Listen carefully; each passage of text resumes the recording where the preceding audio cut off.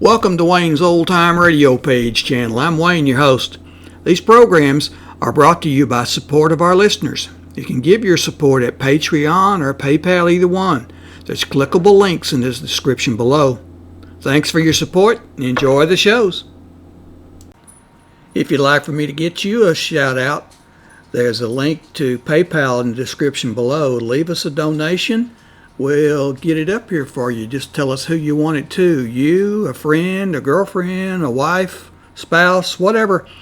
And we'll get it up here. Here's another in NBC's great parade of new shows.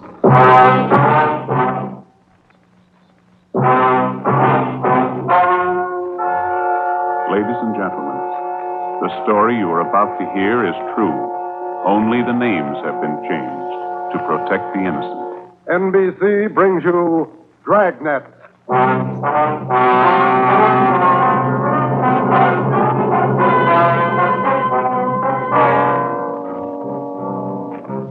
You're a detective sergeant. You're assigned to Homicide Detail. A 22-year-old girl has disappeared. A letter has been received. It demands $30,000 for the girl's return. The letter is signed The Wolf. Your job, get him. Dragnet, the documented drama of an actual crime, investigated and solved by the men who unrelentingly stand watch on the security of your home, your family, and your life. For the next 30 minutes, in cooperation with the Los Angeles Police Department, you will travel step by step on the side of the law through an actual case, transcribed from official police files. From beginning to end, from crime to punishment, Dragnet is the story of your police force in action.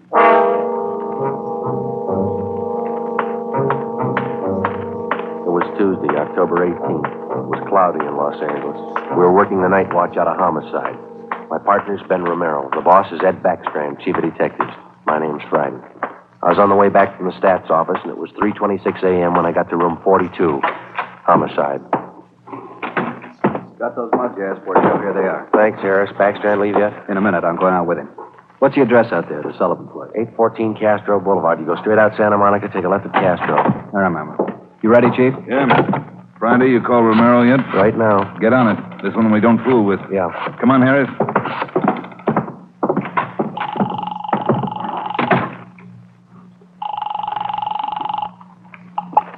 Hello? Sorry to wake you, Ben. This is Joe. How you feeling? Oh, hi, Joe. What time is it? 3:30 a.m. How do you feel? Oh, a lot better. Be back to work tomorrow. You'll be ready in 20 minutes. I'll pick you up. 20 minutes. Okay, what's up? You remember Martin Sullivan, vice president of the Third National Bank? Sullivan? Yeah, what about it? He's got a 22-year-old daughter, or he had one. She's gone.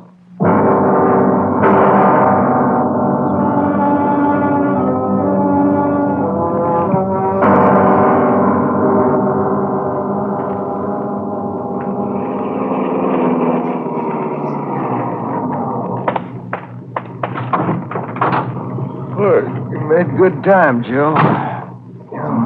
Where are we headed? Sullivan home out on Castro Boulevard. Ed's out there now with Harris. Any leads to work on? No, nothing so far. The girl disappeared a little before 1 o'clock yesterday afternoon. At 11 last night, he got a letter. They want $30,000. Sullivan hasn't got that kind of money. Yeah, I know it. Poor guy's almost out of his mind. Fill me in. How did it happen? Well, the guy took the girl out of business school. He had her called out of class. Told her father was sick, said he was a friend of the family. Well, how about the teachers? What was their story? Said the girl didn't want to go with the man at first, but he finally talked her into it. Kept telling her her father was dying. That's about as low as they come. Yeah. Did he use a car? Witnesses said it was a blue sedan. They didn't get the license number or the make. Did they remember what the guy looked like? About 5'9", 160, brown suit, dark hair. Nothing else? No. Here's a copy of the letter. The usual. Read it. Yeah. I have your daughter, Judy. Get, what's that? $30,000. $30,000 quick if you want her back alive. Don't call police or I'll kill her. Contact you later. Signed, what was it? The Wolf. Oh, Wolf. Huh? I could think of a better name. Come on, here we are. Who's got the original note, Joe? Lee Jones down at the crime lab. He's checking it for prints and handwriting. Well, if he was... Oh, hi, Dave. Right on the house, boys. Chief's waiting for you. Thanks, Dave.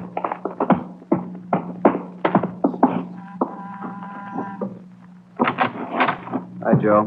Ben. In the living room. Thank you. That's the way I see it, Mr. Sullivan. Now, you understand exactly what you have to do? Yes, sir. I'll do as you say. All right. Here are the two men who will help you. Sergeant Friday and Sergeant Romero, homicide. Yes, How do you do? I do. Mr. Backstrand, are you sure about all this?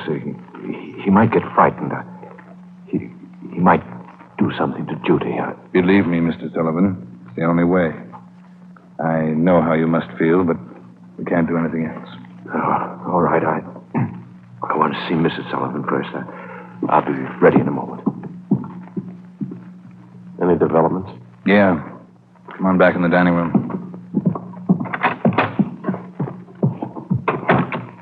There it is on the table. Second note from the guy. Telegram. When'd this come? About half an hour ago. Guy phoned it into Western Union from a public booth. Couldn't trace it. I see, Joe. Yeah. Be at Elysian Park, 5 o'clock this morning, near Balkan Drive. Come alone. Bring 30,000. Will return girl. Don't tell cops. Kill her if you do. Or we'll. 4 a.m. now, Skipper. Not much time. I know it. We'll have to do as he says. No other way. Then Sullivan's going out there alone? You're going with him, you and Romero. You'll be hidden out in the trunk of the car. Any plan? Get him. That's all.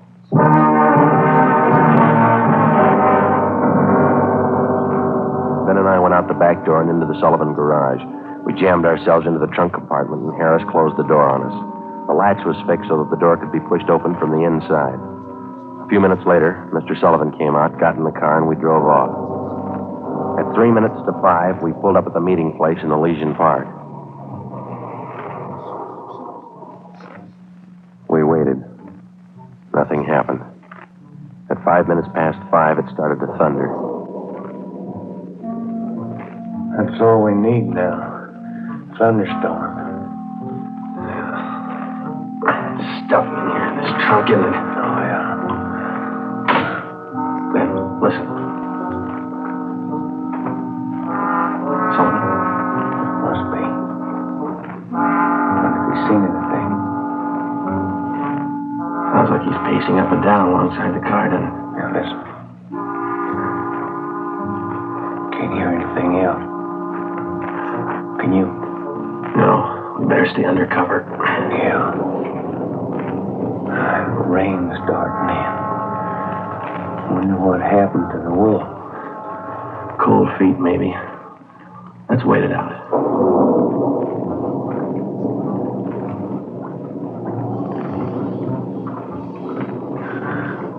Joe, Yeah. what time you got now? Move over a little. Let me get my watch. Yeah. A little past 5:30. Sergeant. Sergeant. Mr. Sullivan? Yes. Do you think he's coming? It's late. It's getting daylight. We better wait it out, Mr. Sullivan. Now, look, don't come back here again. If he's watching, you might tip him off. Oh, all right. All right. Poor guy. Joe. Yeah, I hear it. Coming up the road toward us. It's stopping. Yeah. Coming over to our car. You ready? Right. Talking with Sullivan. They're coming back here. Now, watch it. Friday, Romero. That you, Ed? Yeah, the meeting's off. Come on out. All right. Got a cramp in my leg. Well, I'm cramped all over. Mr. Sullivan, drive back home. We'll contact you there. All right, Chief. Ben, Joe, come on over to the car. What's the story, Ed? Guy had no intention of following through with this meeting tonight. Well, how come? He told us. Phoned at 5 o'clock. Tried to trace the call. He wouldn't stay on the line long enough. What do you have to say? He wanted more money. Bragged about how smart he was. How we'd never get him. Well, he knows Sullivan's called in the police. Sure. Said he didn't care. We'd never get him anyway. Yeah, pretty cocky. Pretty smart. Take my word for it. He's no dummy. Control 1 to 80K. Control 1 I'll to get it. 80K. 80K to Control 1. 80K to Control 1. Go ahead. 80K, go to your office, code 3. Go to your office, code 3. GM Major 67. All right, Romero. Let's roll.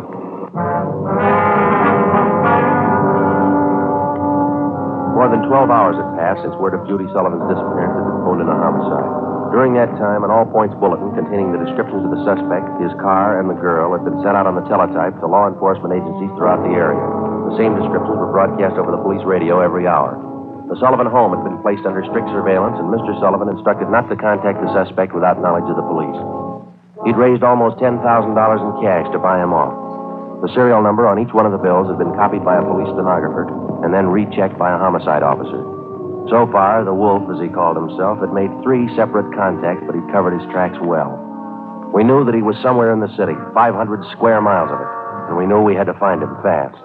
It was 18 minutes past 6 when we got back to Homicide. Hi, Chief. Fellas. You got something for us, Mac? Here, this letter. Special delivery. Came in about 25 minutes Can ago. I see that, Mike? Stay away from Sullivan. If the kid's found dead, it's your fault. Stay away, the Wolf. All right, Mike. Get it over to the crime lab and have Lee check it for prints. Right, Chief.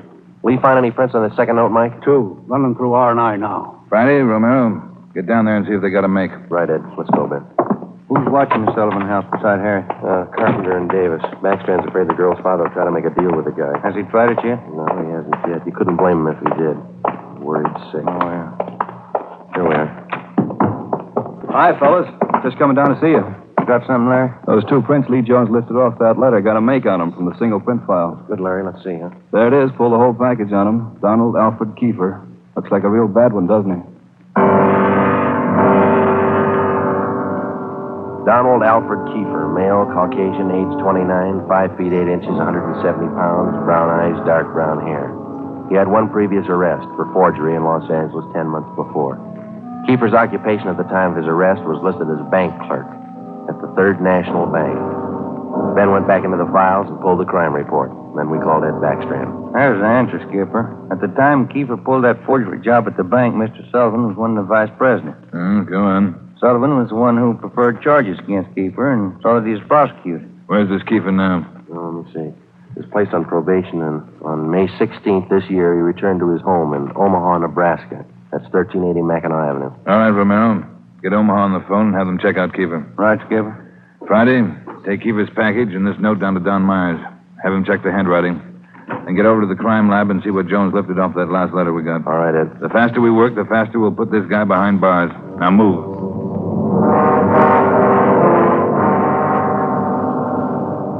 How's the writing compared, Don? What'd you find? Yeah, looks good. See here? Slants as crosses, double oops as L's, open A's, pressure on the downstroke. Donald Kiefer, Wolf, same handwriting. Lifted 3 prints off this last note, Joe. Brought them out with the iodine fume gun. They match with the first. Thanks, Lee. Did you find anything else? I don't know if it'll help you much. We examined the paper for watermarks and texture.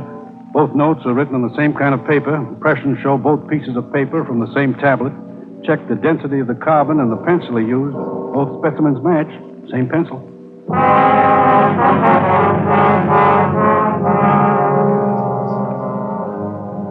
By mid-afternoon, Donald Kiefer's description had been broadcast throughout the area.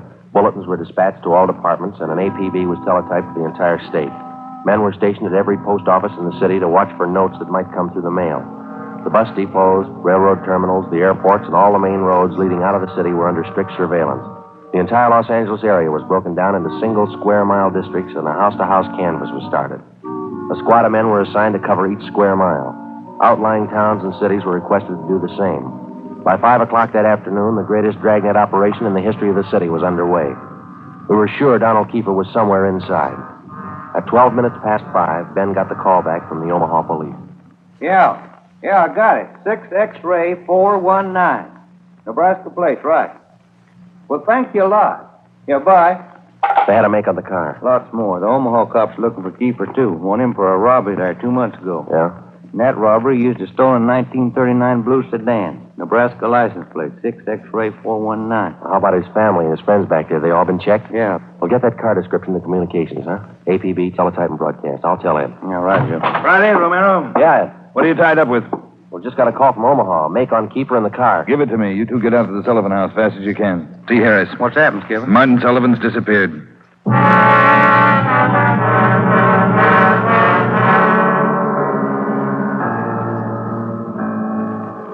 right, Harris, how'd it happen? About 3 this afternoon, Mr. Sullivan got a phone call. Said he had to go down to the bank. I went with him. He had me wait in the reception room, and he went in his office. After waiting 10 minutes, I got suspicious and went in. He was gone. That's it. Did he get any more money? This morning, $5,000. Did you get the serial numbers off the bills? Yeah. Shouldn't have let him get out of my sight. Forget it. Right now, we've got to find out where he's gone to meet Kiefer. Did you talk to Mrs. Sullivan about it, Harris? She says she doesn't know anything about it. Let's try her again. Come on, let's go inside. All right, fellas. All right. Where's Mrs. Sullivan, Dave?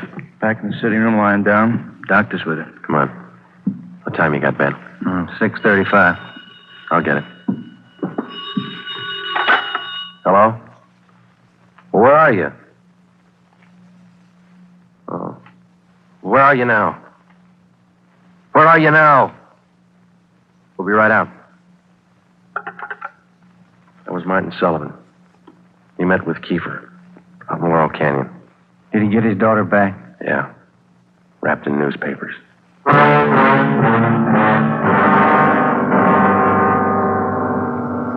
All cars in the area were notified that a contact had been made with Kiefer. We got in the car and drove out to Laurel Canyon. The entire area had been blocked off. We found Martin Sullivan standing in the middle of the road at the end of East Winding Way. 500 feet down the hill was a private residence where Sullivan had telephoned us. It was the only building in the immediate vicinity. A few yards beyond the point where East Winding Way ended, back in a clump of tall grass, we found the body of Martin Sullivan's daughter. We notified the crime lab, Chief Backstrand in the coroner. Despite a severe state of emotional shock, Martin Sullivan tried to tell us the story. He said Judy was all right. I believed him. I wanted her back. Judy. I tricked the officer, the one watching me. He said, come along, no police. Did you see his car, Mr. Sullivan? I wanted her back. I wanted Judy back. I did as he said. I drove here at 6 o'clock and I waited. I put the money on the front seat like he said. Did he get the money, Mr. Sullivan? And I got out, left parking lights on. I stood up there by the end of the road, waiting. Mr. Sullivan. Then he drove up. He took the money. Then he came up to me. He had a gun. I wanted Judy back.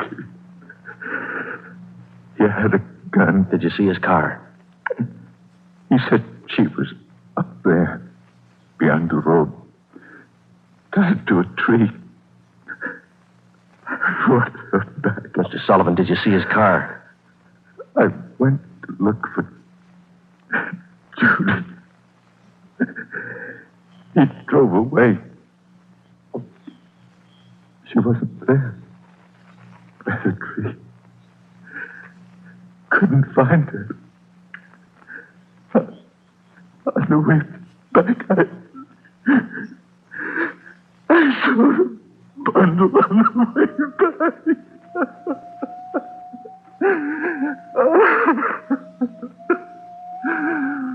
Let me find her.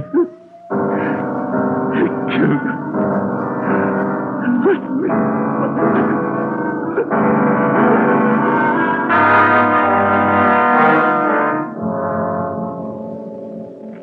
Before he went into a state of complete collapse, we showed Martin Sullivan a picture of Donald Alfred Kiefer. He definitely identified him. The information was immediately relayed back to Central Division, rebroadcast to the entire police radio system. A teletype was dispatched to sheriff's offices, and communications were sent to police stations throughout the country. The house-to-house search throughout the entire city intensified. The dragnet in which we hoped to trap Donald Kiefer was drawing slowly inward. It was 12 midnight. Street, Sullivan girl murder, next street. Read all about it. Citizens join search for killer. Friday, did the papers get a list of the numbers on that ransom money? Yeah, Got them in the final net edition. 2.5 pages of serial numbers. Gave it a big spread. Look at these pictures of Kiefer here, all over the front page. The more the better, Romero. I hope this town never forgets that face. Good reminder. You don't make deals with killers. Hi, fellas. Come on over. Find anything yet, Lee? Just checking over these towels here. Found them wrapped around the girl's body, inside the papers. Funny thing about those papers, What's that, Lee? they're all yesterday's. Every story about the girl's disappearance has been clipped out. Maybe the guy's making up a scrapbook. How about the towels, Jones? Any laundry marks? Not a one so far, Ed. Every one of them was clipped off. Pretty smart. The morgue post the body in? They're doing it now. Yeah, nasty one. Yeah. Did you get any footprints or tire marks out where they found the body? Lots of them, all cast. Bossy and Taylor are checking them. One thing. What is it, Jones? I don't know. Under the seam here. This towel. Wait a minute. Joe, that pair of snippers there. Yeah. Here you are. Thanks. Just back under the seam. There. That's one tag he missed. Any markings, Lee? Yeah. Greenway Apartments, Los Angeles.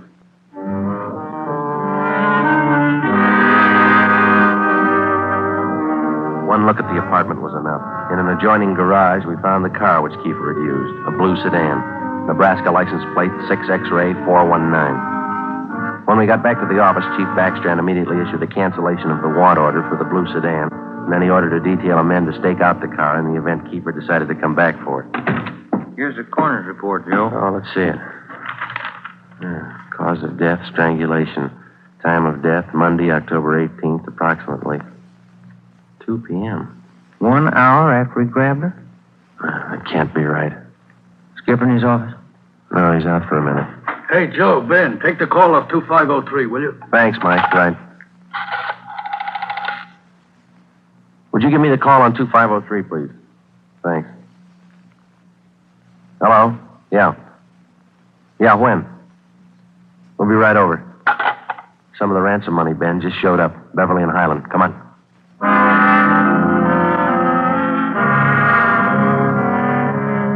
The man's name was Ralph Donahue. He operated a used car lot on the corner of Beverly and Highland.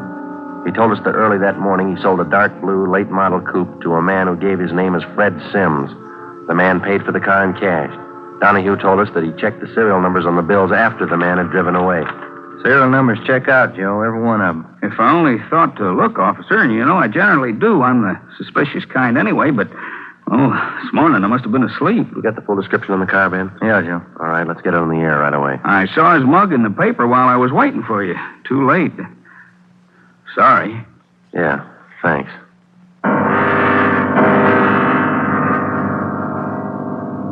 At 10 minutes past 3 that afternoon, another piece of the ransom money turned up at a busy downtown department store. The clerk was unable to remember who gave her the bill. The detail throughout the general downtown area was strengthened. The house-to-house search of the entire city for Judy Sullivan's murderer went on. The afternoon dragged into the early evening. At 20 minutes to 7, Ben and I had a hamburger and a cup of coffee in the drugstore at East Broadway and 3rd. And then we got back in the car, checked with communications, and started cruising the neighborhood again. At 9 minutes to 8, a man answering the description of Donald Kiefer was seen crossing Sunset Boulevard just below Highland. 7 minutes later, the same man was reported near the intersection of Hollywood Boulevard and Las Palmas. Communications relayed the information. At 21 minutes past 8, our car, 80K, along with a dozen others, were concentrated in the Hollywood Boulevard area from Gower Street to La Brea, Franklin Avenue to Santa Monica Boulevard. At 24 minutes past 8, another piece of the ransom money was passed at a cigar store on the corner of Hollywood Boulevard and Hawthorne Street. The number of men and radio cars in the area was redoubled. Plainclothes officers were stationed at every intersection to keep an eye on pedestrian traffic. At 18 minutes to 9, the dark blue coupe which Kiefer had bought that morning was spotted parked in an alley just below Hollywood Boulevard and Coinga. We called Ed Backstrand. City Hall. 2503. 2503. Chief of Detectives Office, Anna. This is Friday, Mike. Chief there? Yeah, wait a minute. Just going out the door. Ed, it's for you. Backstrand? Friday, Ed. Just spotted Kiefer's car, the one he bought this morning, parked in an alley off Coinga. Harris and I are on our way up there now. We'll take care of the car. You take care of this call. Just came in. What do you got? The theater on the corner of Hollywood Boulevard and Fairview. The girl in the box office just took in a $10 ransom bill. Yeah? She got a good look at the man who passed the bill. She says it's Kiefer.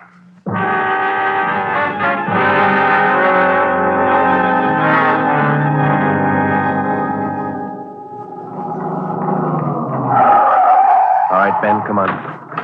Yeah. You've got the list of serial numbers? Right here. Let's check at the window. Yes, sir. How many, please? Police officers. Sergeant Romero, Sergeant Friday. Oh, yes, sir. Mr. Rayburn, the police are here. Would you step around to the side door, Sergeant? Yes, ma'am. Margie, relieve Francis for a minute. Francis, come here. Bring that $10 bill with you. Sharp girl, officer, that Francis. Sharp. Here it is, Mr. Rayburn. All right, Sergeant. There you are. $10 bill and the list of serial numbers. Check out all right, Ben? That's it, Joe. Good work, man. You reported the man came in about a half hour ago. You're sure it was Kiefer? Yes, sir. I have his picture in the box office just behind the change machine. I recognized him right away. And as far as you know, he hasn't left the theater? That's right, sir. All right, Mr. Rayburn, I'm sorry. I'm afraid we'll have to interrupt the show. Anything you say, Sergeant. Anything. Ben, you keep an eye on the front exit. I'll call communications. Right, Joe. 80K to Control 4. 80K to Control 4. 80K, go ahead. Control 4, clear all frequencies. The Sullivan murder suspect, Donald Kiefer, has been located in the theater on the southeast corner of Hollywood Boulevard and Fairview. Have all units surround the area. 80K, roger. Attention all units. Attention all units. Assist 80K at the theater on the southeast corner of Hollywood Boulevard and Fairview. The Sullivan murder suspect has been located in the theater. Go ahead, 80K.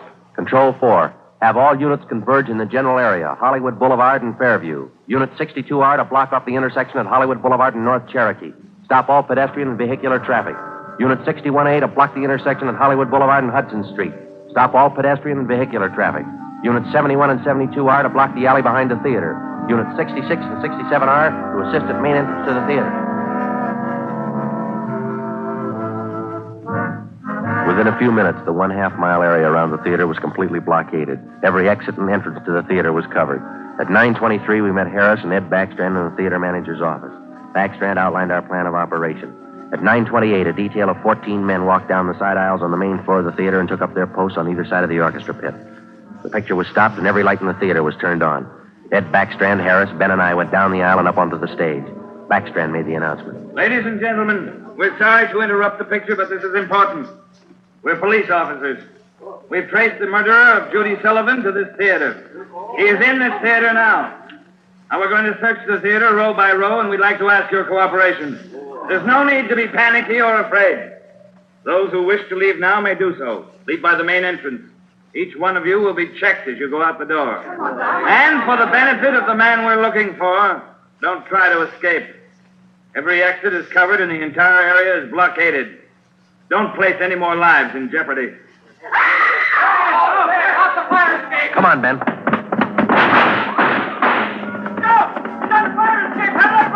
Backstage, Joe. We can make it from there. All right, let's go. Come on, hustle it, Ben. Yeah. The next building. You'll probably try to jump for it. All right, watch it. I think this door leads out to the roof. There he goes. All right, Keeper, hold it. Don't shoot, I give up. Throw your gun down. Over here.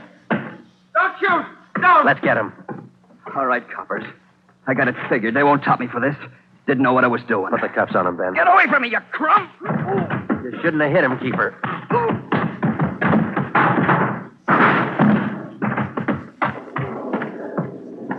All right, Ben. Try the cuffs now. Yeah. Come on, let's get him in out of the rain. What's the hurry? Why spoil a good rain?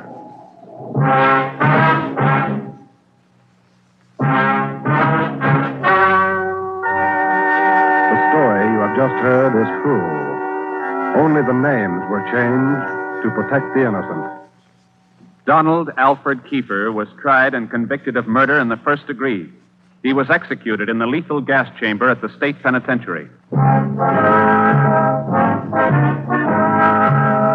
You have just heard the 15th in a new series of authentic cases transcribed from official files. Technical advice for Dragnet comes from the Office of Acting Chief of Police, W.A. Wharton, Los Angeles Police Department. Tonight's program is dedicated to Deputy United States Marshal John B. Glenn of Boise, Idaho, who on the morning of July 31st, 1940, gave his life so that yours might be more secure.